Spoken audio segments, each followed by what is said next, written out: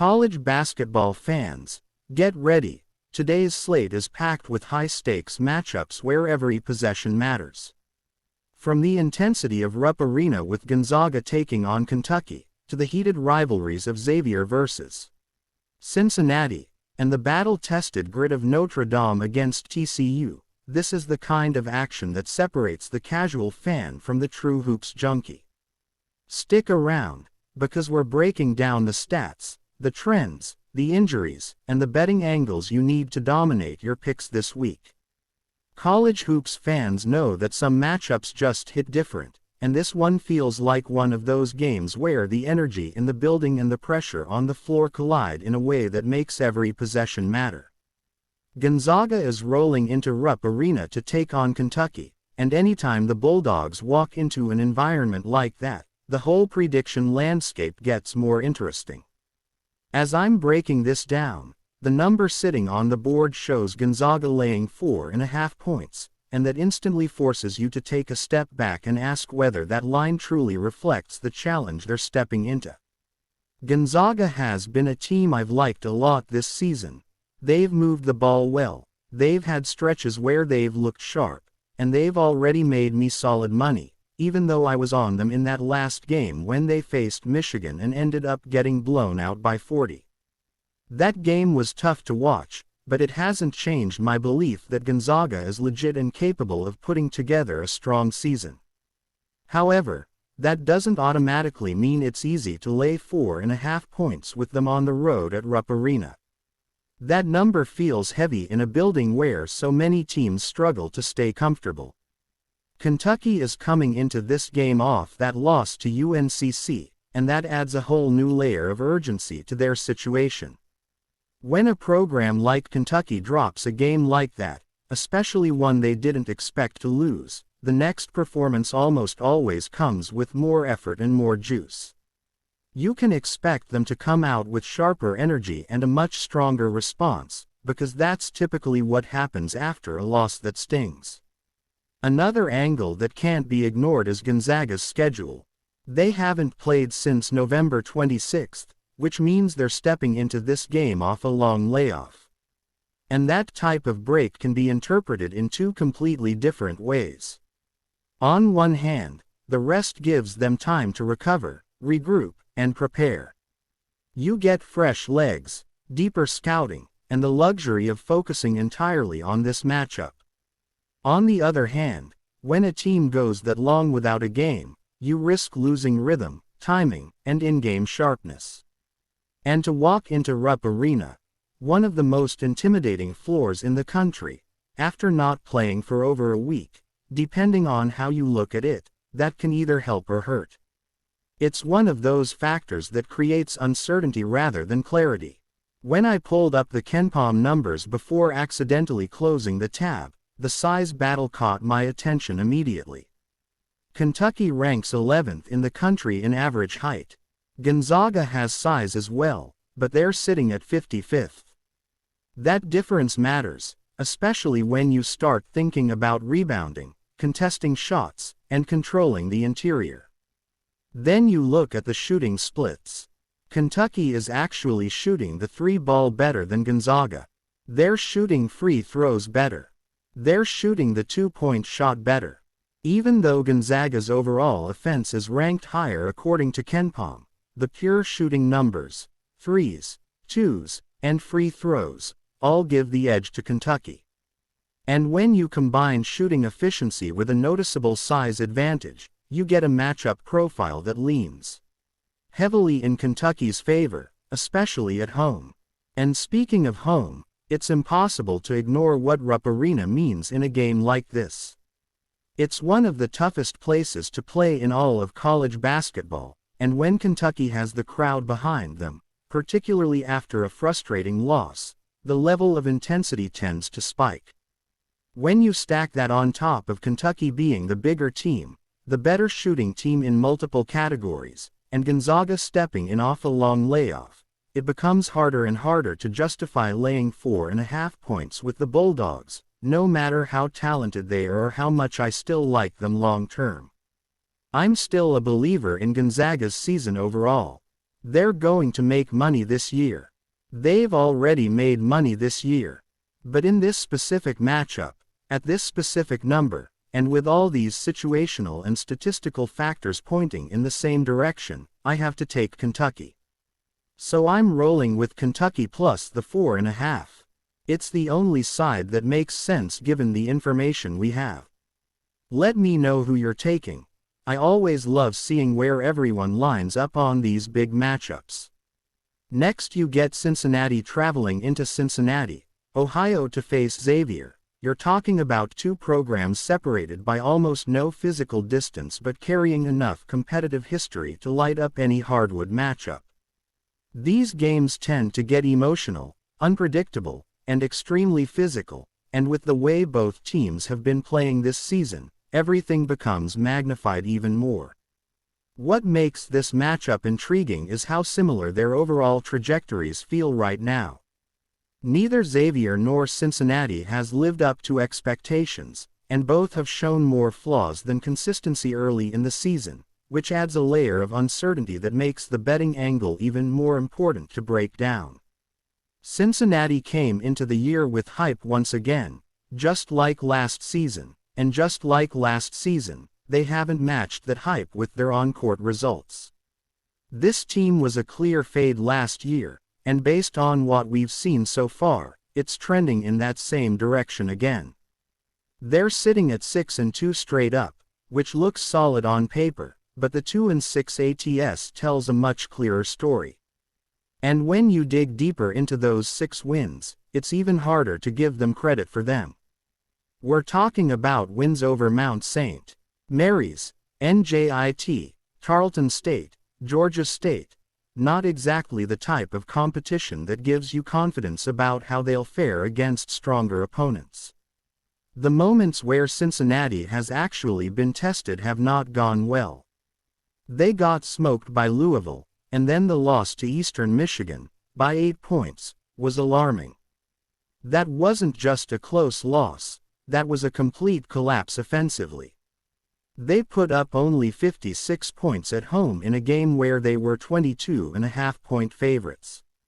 That's the kind of performance that leaves a mark on your season and exposes weaknesses you can't ignore. Xavier didn't open their season on a strong note either. They had some painful showings early, beating Marist by only 4 and Lemoyne by just 5.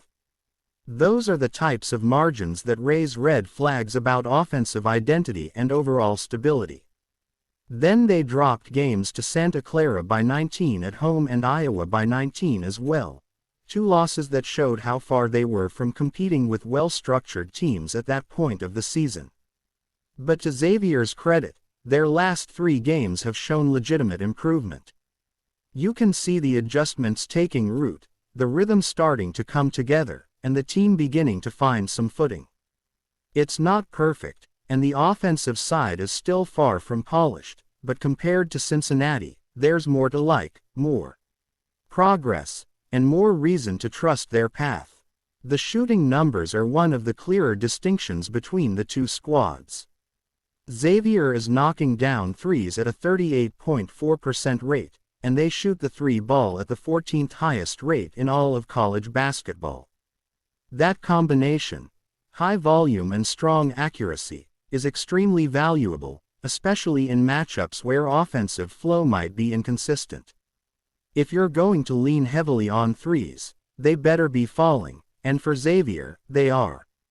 That helps offset some of their other offensive limitations, and it forces Cincinnati's defense to stretch further than they'd prefer. Even though Xavier's offense overall isn't particularly pretty, the ability to hit threes at that clip gives them a tangible edge. Another angle that matters is ball security. Xavier takes care of the basketball well, and that's a major factor in this matchup because Cincinnati's identity has always leaned heavily on the defensive side of the ball. The Bearcats thrive when they can force turnovers and create chaos, but in this matchup, Xavier's discipline with the ball reduces that advantage significantly. On the other side, Cincinnati is turning the ball over at a 20.2% rate, essentially coughing it up once every 5 possessions, ranking 293rd in the country. Those types of numbers lose games, especially on the road, especially in close rivalry environments, and especially against a team that already shoots the ball more efficiently. Size also comes into play in this matchup, and Xavier holds the edge there as well. When two struggling teams meet, physicality, rebounding, and interior presence can swing the outcome, and Xavier being the bigger team adds another layer of confidence on their side. Add in the fact that this game is being played at Xavier, and the scales start tilting even more. Home court isn't everything, but in a rivalry this tight, with both teams trying to shake off early season disappointments, it absolutely matters. The truth is, neither team inspires long-term confidence. Cincinnati looks like they're headed toward being a bottom-tier Big 12 program again, and Xavier doesn't appear to be much better in the Big East picture. They're the basketball version of the Spider-Man pointing meme, two teams struggling with identity, consistency, and offensive stability. Cincinnati has the defense, sure, but the turnovers, the bad losses, and the lack of quality wins make it tough to back them here. With Xavier showing signs of improvement, shooting the ball better, taking care of the ball, having the size advantage, and playing at home, the play becomes clear. I'm rolling with Xavier. I'm laying the short number with the Musketeers. Not because they're perfect, but because they're better in the areas that matter most in this specific matchup. Let me know who you're riding with. Drop your pick in the comments. When you look across some of the most unpredictable spots in college basketball, you circle the moments where teams coming off emotional wins or erratic streaks suddenly collide. And that's exactly the kind of slate we're walking into with TCU taking on Notre Dame. Two teams carrying momentum, flaws, mismatches, and dangerous strengths, all converging at the perfect time. So let's break it all down like we do every single day here on Beyond the Box Score, because this matchup has layers that go deeper than just the surface numbers. TCU steps into this game sitting at 5-2, coming off a 74-63 win over Wisconsin. That was a solid win and part of the reason people are starting to respect what Jamie Dixon's group is building. On the other side, Notre Dame comes in at 6-3 after knocking off Missouri 76-71 at home. That game snapped their back and forth pattern, because they had alternated wins and losses for 7 straight games before finally stringing an important win together. And that victory wasn't just a regular non-conference game, it came in the ACC-SEC Challenge against a Missouri team that many believed still had real talent despite some early inconsistencies. A big part of that win was the continued rise of Marcus Burton, who once again delivered when it mattered most. He posted a double-double with 18 points and 10 assists, controlling the pace, orchestrating the offense, and becoming the steady presence this Notre Dame squad needed. Notre Dame also showed resilience, trailing by 12 points with less than a minute left in the first half, yet rallying back, taking control, and ultimately finishing the job. And they didn't just overcome adversity, they countered heavy scoring from Missouri, specifically 26 points from Mark Mitchell and 22 points from Jacob Cruz. Even with those performances on the other side, Notre Dame still found a way. They did it by knocking down 11 threes, outshooting Missouri where it mattered, and holding them to just 6 for 21 from deep and 68% at the foul line. When a team wins the three-point line and forces an opponent into inefficient scoring zones, that usually tells you they're trending upward. It feels like this Notre Dame team is beginning to round into shape, and the identity is starting to solidify. But now they're up against a TCU defense that is absolutely no joke. This unit sits top 70 in three-point defense and top 50 in two-point defense, and they force a ton of turnovers. Jamie Dixon has always built his teams around length, discipline, ball pressure, and making life miserable in the half court. And this group fits that mold perfectly. The question, though, is whether TCU finds itself in a flat spot here. They haven't played in a full week, and that opens the door to either fresh legs or rust. And after back-to-back wins over two strong teams in Florida and Wisconsin on a neutral court in San Diego, it's possible they're not quite as sharp coming into this one. And while I really like the pieces TCU has assembled and think this team will be tough once Big 12 play arrives, this matchup feels like a spot where the number is simply too inflated. Notre Dame has been battle-tested. They've already gone toe-to-toe with Houston, picked up a win over Rutgers, battled Kansas in the Players' Era Festival, and even lost by just 1 point in a true road test at Ohio State. So for this game, with the spread sitting where it is, the value lands on the side that's been hardened by a tougher schedule and has shown more fight than expected. I'm taking Notre Dame plus 6.5 here. Too many points, too much fight, too much consistency in tight games. That's the call. Those are my takes on Gonzaga at Kentucky, Xavier versus Cincinnati, and Notre Dame against TCU. Now I want to hear from you. Who's your pick on these matchups? Drop your thoughts in the comments below. Smash that like button if you found this breakdown helpful, and don't forget to subscribe to Beyond the Box Score for the most detailed, no-nonsense college hoops predictions you'll find anywhere. Let's see who comes out on top.